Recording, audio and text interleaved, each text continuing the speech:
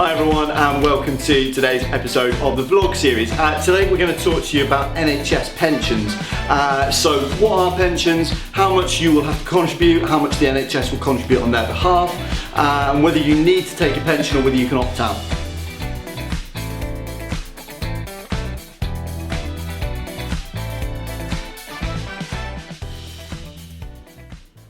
Okay, so pensions in the UK are quite a big thing at the moment. We do have an ageing population here, and the government have recognised that it's really important that the elderly do receive some income once they do retire. So one thing that's happened in recent years is that there's an auto-enrolment for every worker in the whole of the UK to be enrolled into a pension scheme. So they can be opted out, which we'll talk about later on. But as a standard, when you join the NHS, you will be enrolled into a pension scheme.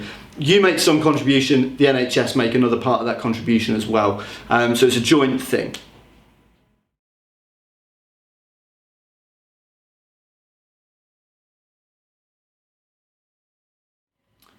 Okay, so the way calculations are done in the NHS for the amount that you will contribute and the amount the NHS will contribute depend actually on how much you earn. So it goes up accordingly with a scale, and the percentage increases as your earnings increase. What we'll do, rather than talking out all the numbers, which probably will brush over your head, we're going to post something in the comments with the exact scales and which points in the scale you'll fall at. And we'll also link in a web page which has got a really useful calculator that will be able to tell you a bit more about how much you'll take home after the contributions.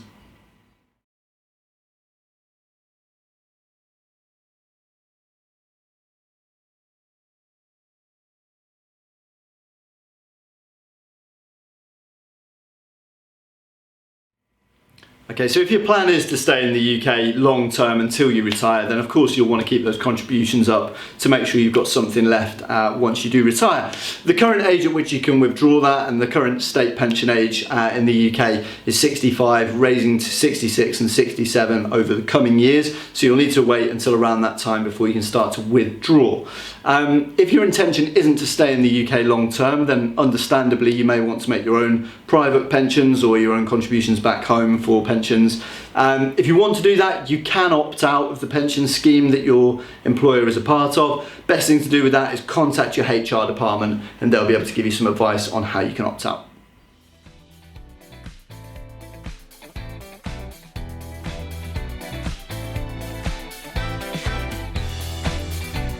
Okay, so hopefully that's been of some use in telling you a bit more about pensions in the NHS. If you've got any other questions, then please do get in touch and take a look at the links that Alice is going to put up at the end of the video. They'll give you some really interesting stuff about the calculations and what have you. As always, any questions, do let us know and connect with us on all of our social media channels.